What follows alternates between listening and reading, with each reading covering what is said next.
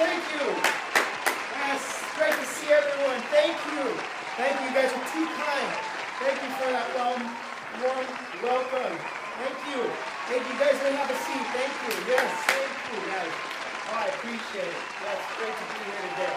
Thank you. Thank you. Yes, thank you. Thank you. Yes, thank you so much. Yes, great to be here at TED Upland. I'm so excited to get to share with you guys, get to talk with you guys today. Now, when my secretary notified me that Ted wanted to speak to me, I said, sure, I'd love to meet Ted. Where's he at?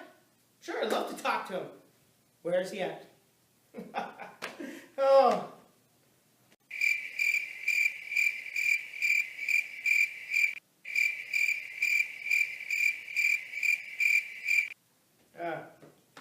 Okay, yeah, so I'm here today to talk to you guys, speak on a certain condition, a certain situation in my life, but I'm very humbled. I'm just a humble school teacher here before you today.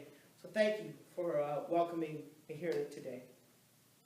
And there are something here that I need to admit to you guys that I've never admitted to anyone else before. I'm here to admit to you today that I suffer from FOMO. Yes. Now, FOMO is a modern pandemic sweeping across our globe at an astronomical rate, and it affects people of all ethnicities, of all socioeconomic statuses and classes. It affects people of all ages, from all countries. The majority of the people, of the billions of people that suffer from FOMO, are between the ages of 18 to 34. The American Psychological Association states these as the side effects of FOMO: anxiety, mood swings, increased alcohol consumption, low self-esteem, and depression. Show of hands, really quick. I just want to see if you could just raise your hand if you've heard of this condition of FOMO.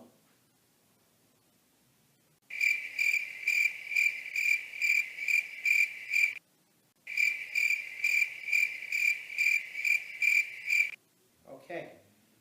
Well, I guess I'm alone here today. But that's okay. So what is FOMO? Let me define it for you.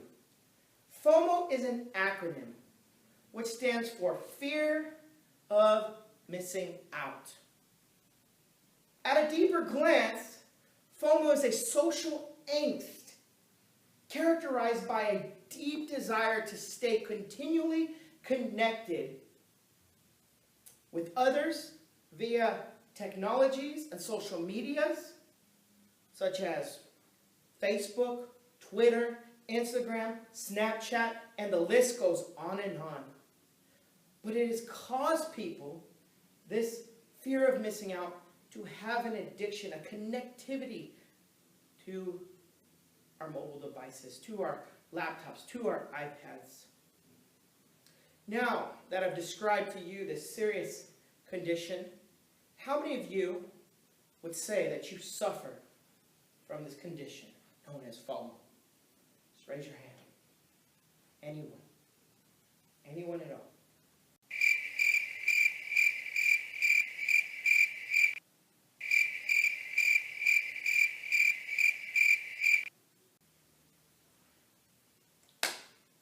Okay, well, let's keep moving on then. Ironically, this desire to want to stay connected, to not miss out, has led people with FOMO not to engage, not to be present in social interactions. Somehow, with so much social media connectivity, with so much hyperconnectivity in our digital age, we are less connected during real social events with real people. This is quite ironic to me. Therefore, people with FOMO actually end up with a higher level of loneliness and isolation, which leads inevitably to more FOMO. It's a vicious cycle that just keeps repeating itself.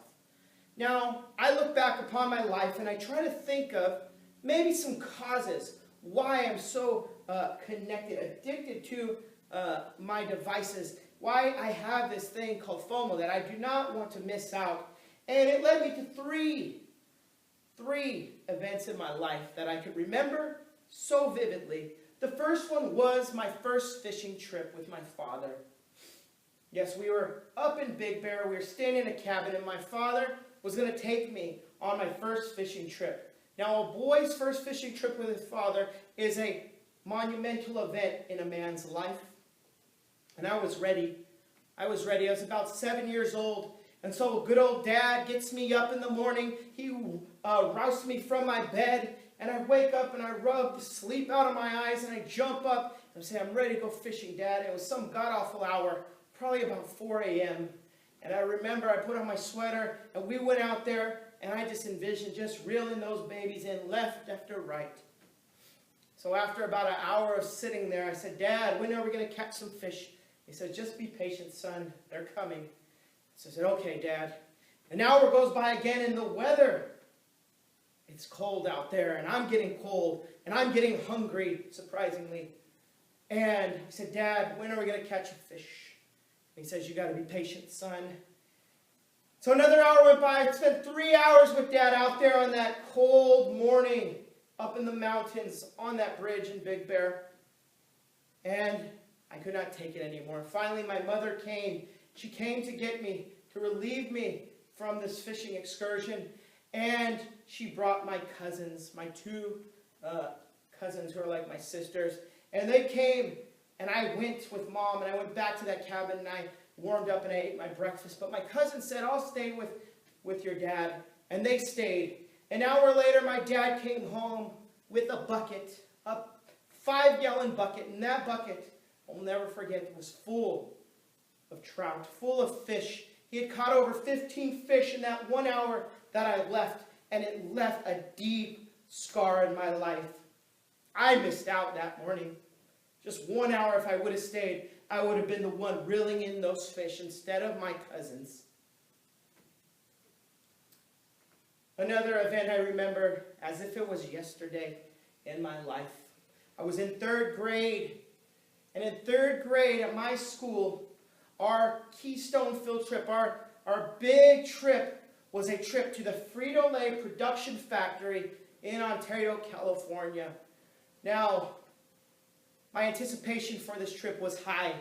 As you could imagine, one would anticipate a trip to see the production of America's greatest chips. But I was excited for another reason, and that reason was at the Frito-Lay plant, they gave you free samples of freshly baked potato chips and all the line of chips that they make. Now, I like samples. I love samples. I was so excited for this trip to be with my friends, to go down to the Frito-Lay factory. Something happened, though, before my trip. Day before my trip, I came down with a cold, runny nose and coughing and sore throat. Now, this cold was not enough for me to think that I needed to stay home or I was going to miss out on this Frito-Lay trip. It was not life-threatening by any means.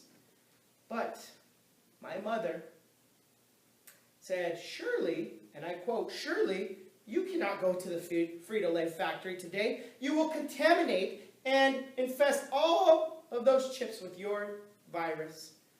And so, against every ounce in my body that wanted to go to that Frito-Lay factory, I stayed home because Mom made me stay home. And I missed out once again. And I heard these tales of these delicious, warm, baked potato chips that came out that my classmates got to sample. And I did not get one sample that day from the Frito-Lay. To this day, I have not seen the inside of that factory or taste a freshly baked Frito-Lay chip. And it's caused this void in my life to never want to miss out again. my last experience, and I remember it so vividly. I can still picture it in my head today. I was in 4th grade, and in 4th grade we learned about marine life. And we learned about the California gray whales and their migratory patterns and how large they were, how much they weighed, and what they did when they traveled and how they ate and where they were. Everything I knew about our California gray whales. And at the end of the year, we were going to take a field trip to go see our California gray whales on a whale watching excursion. Now my heart was so delighted. It was so much anticipating this trip because I needed to see these whales that I had studied all year long. So I was getting ready, and a week before the trip, I come down with a cold once again. The runny nose, sore throat, the coughing. So I did everything I could because I knew Mom was not going to let me go on that trip again, and I was going to miss out again. So I drank all my water. I ate every single can of Campbell's soup there was, and I took my vitamins and my medicine, everything I could do. I slept, I rested. I didn't play outside that whole week so that I could recover from this cold. So the day comes, the morning comes that I am going to go to see our California gray whales out here off the coast. And my mother says, and I quote, "Surely you cannot go see the California gray whales with your class on this whale watching excursion because you will relapse, you will get sick again. And I do not want that to happen."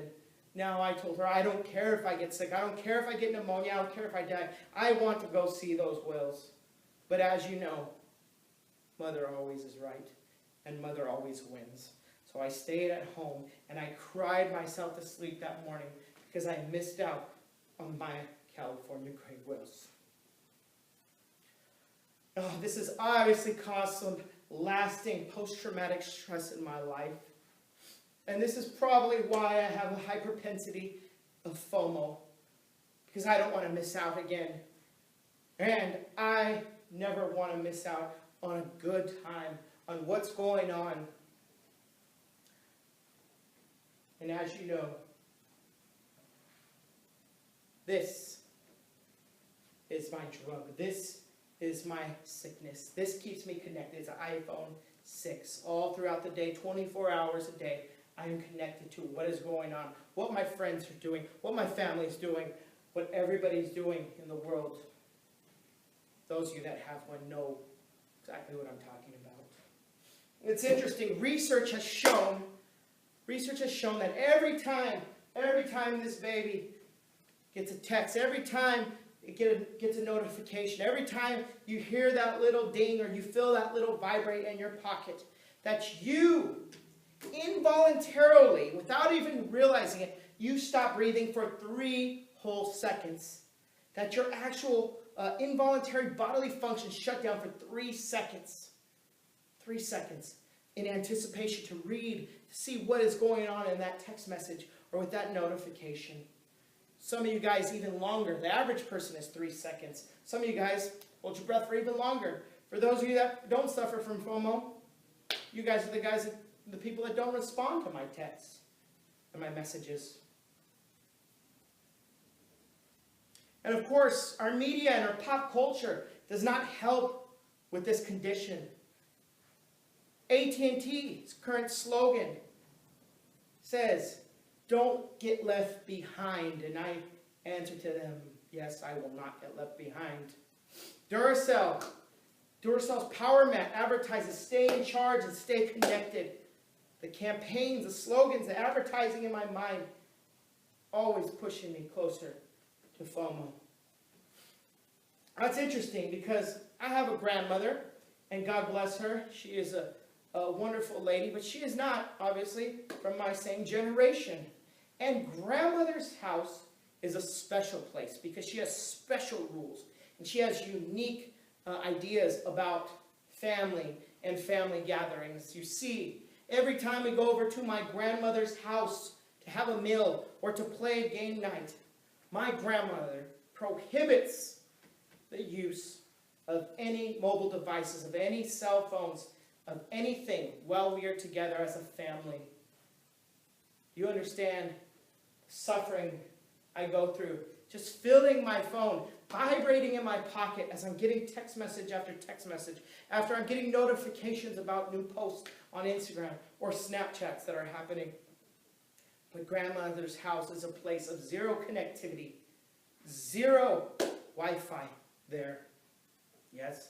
And grandmother, whether she knows it or not, is part of this movement, part of this revolution that's happening. She is part, not leading the charge, but part of this revolution, and this movement is known as the Unplug movement. Can I see your hands? Raise of hands. How many of you have heard of the Unplug movement?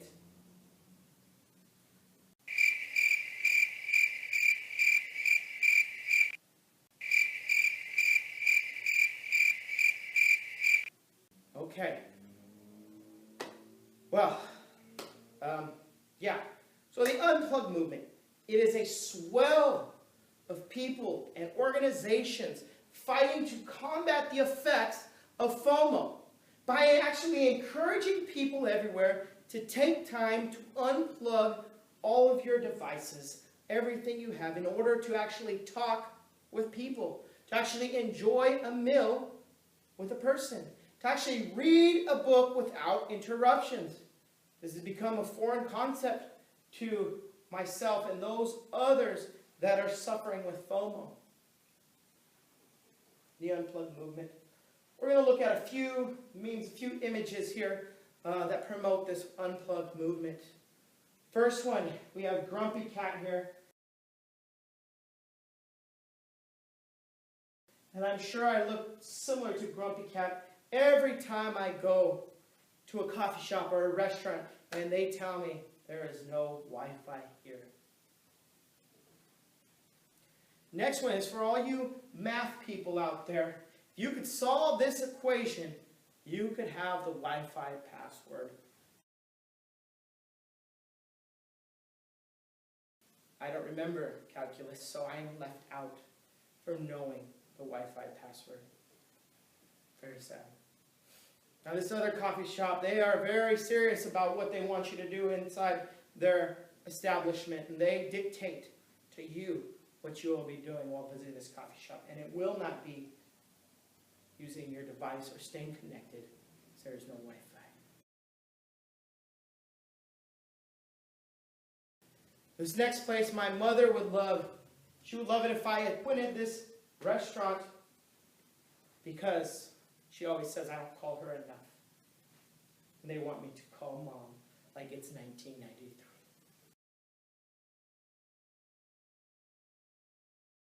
So after much reflection, after much inner struggle with my life, maybe, just maybe, I've come to the conclusion that grandmother maybe is right. That grandmother is onto something. Maybe, just maybe, this modern world we are living in with unlimited hyperconnectivity has caused a wedge, a division, a wall, a chasm to be built between us. Maybe FOMO has severely diminished the meaningful, face-to-face social interactions between families, between friends, between a brother and his sister, between a mother and her daughter, between a father and his son, between loved ones. And I've come to a realization that this condition I live with, I no longer want to have. That's right. That's right. So thank you. Thank you so much for your time. Thank you for listening. And I hope that all of you guys can take time out to be with those that you love. And do not let FOMO get in your way any longer. Have a great day.